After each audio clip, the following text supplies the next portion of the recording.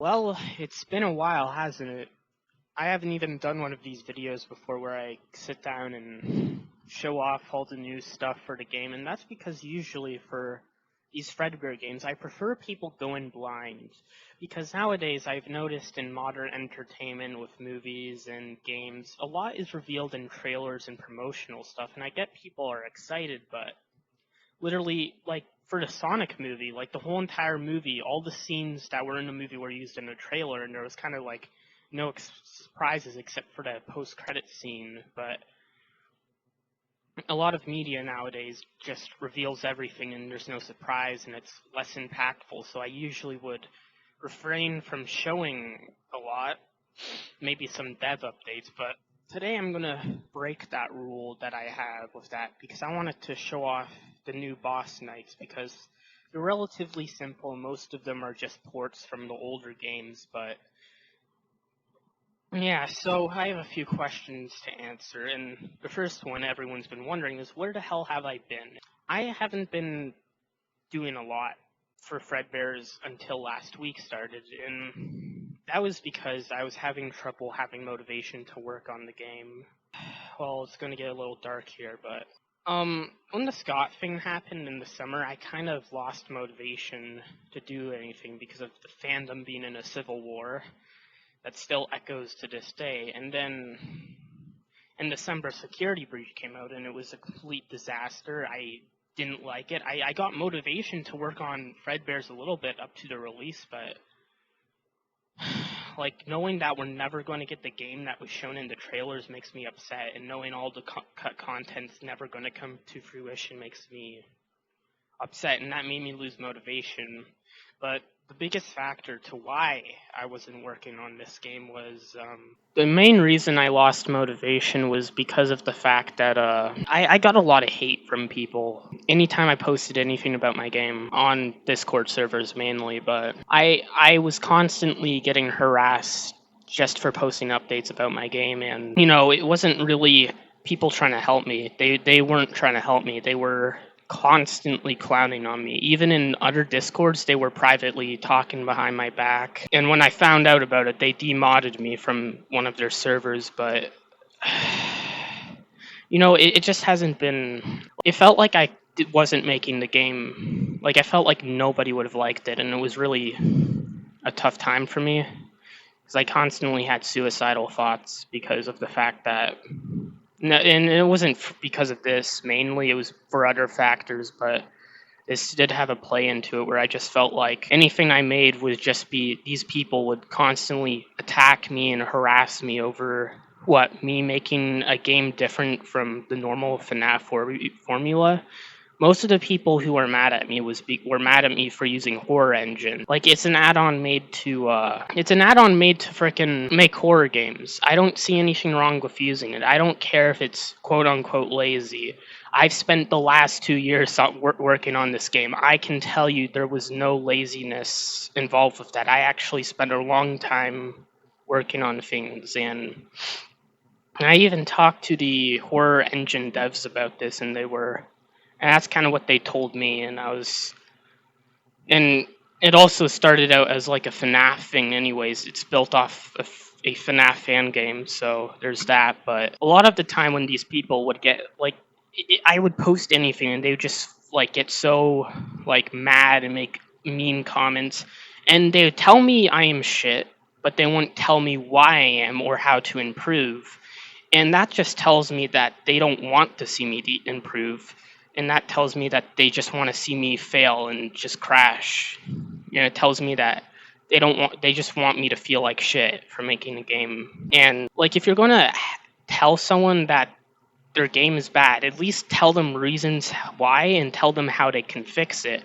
If you just say it's shit without any possible solution, you're not helping. You're just being an A-log, and it just tells me that you're angry at me because my game is actually getting played by YouTubers, but yours is not. And I think that's what it comes down to, because the same thing happened in the Ark modding community where everyone was crapping on me in the early stages, of course, but everyone was shitting on me, but they never gave me any advice. and it seems like they never wanted me to improve. They just wanted to endlessly attack me. And the same thing happened here. And there were a few people who have actually given me good advice and weren't trying to just like give me advice that would just destroy my game. And they actually have helped me with the game, and I listened to them. It's just like most of the criticism, these people wouldn't tell me how to improve. They were just like shitting on me, and it was really rough, and I just didn't want to work on the game because of that,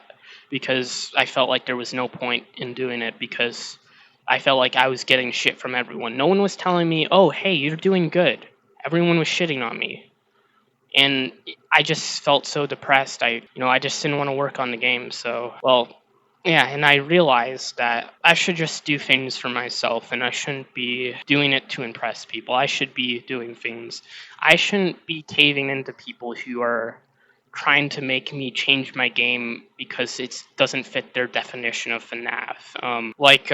Me adding a space map as a bonus level for Challenge Night, or adding a war map, or adding the frickin' dragon thing, which is more positively received, but like these people never understand the context of it. Like, you do realize this is just a bonus level. It's not a part of the main campaign. It's not a different game. It's just a part of the challenge nights. Like, what do you expect me to do? Make like 12 challenge nights with 12 restaurants? How is that going to be fun?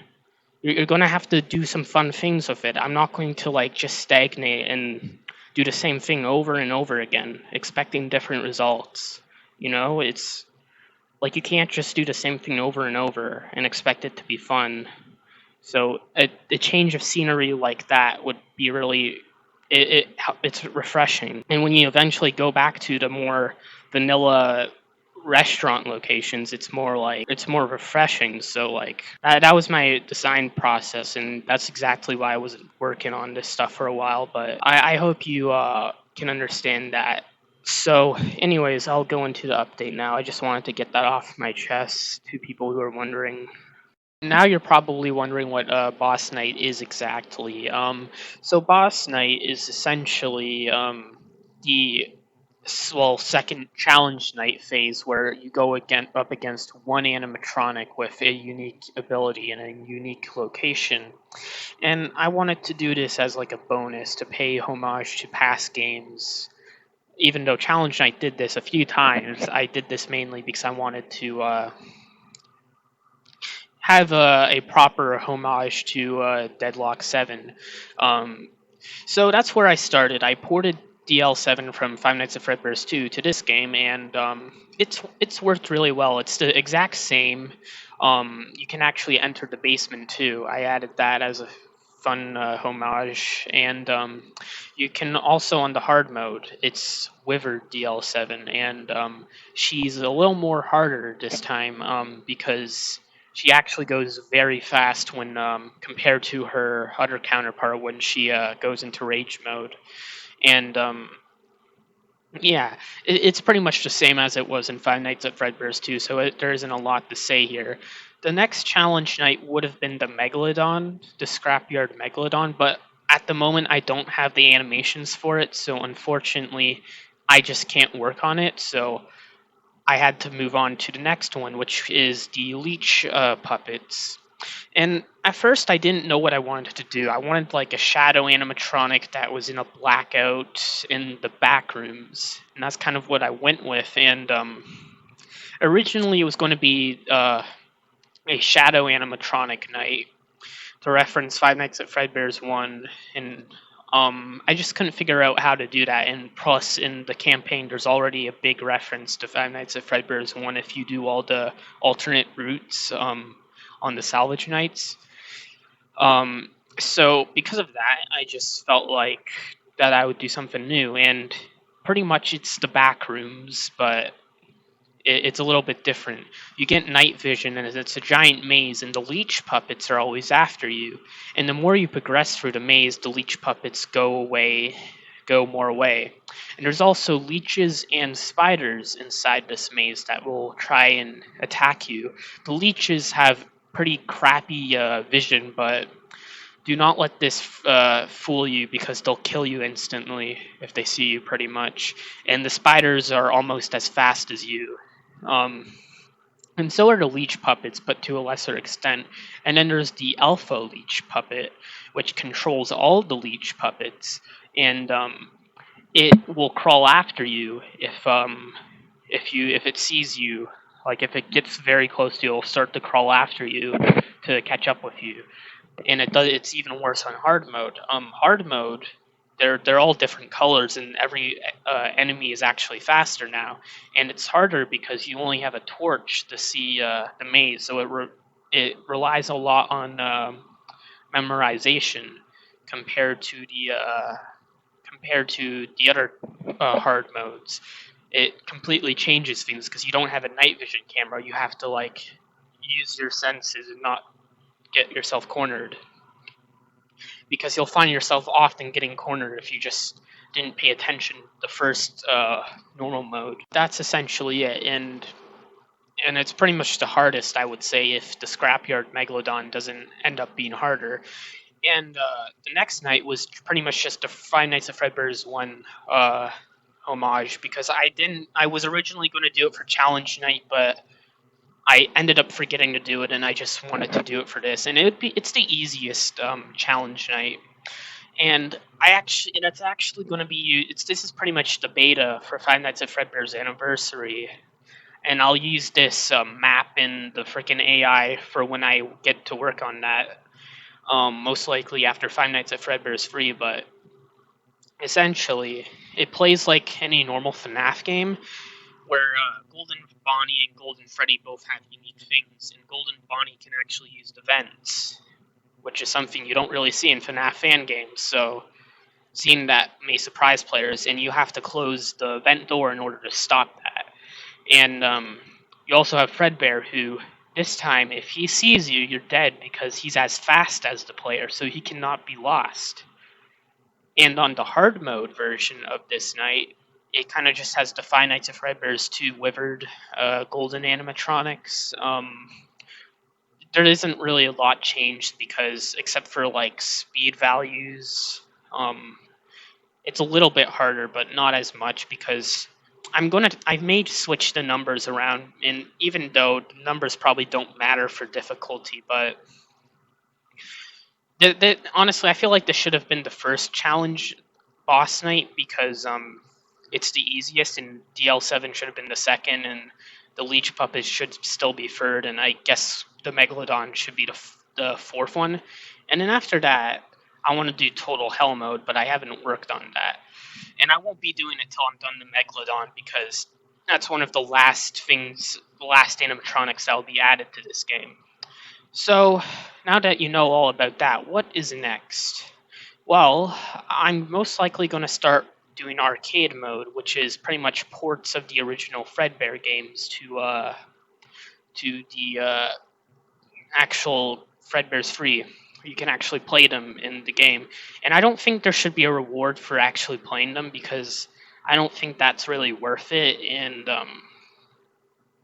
it's just they're mostly very similar to the original FNAF games, but made in scratch. So it's just more of a thing made so that people can just play the original games, because you can't really play them anymore. So I want to give a new place to play them.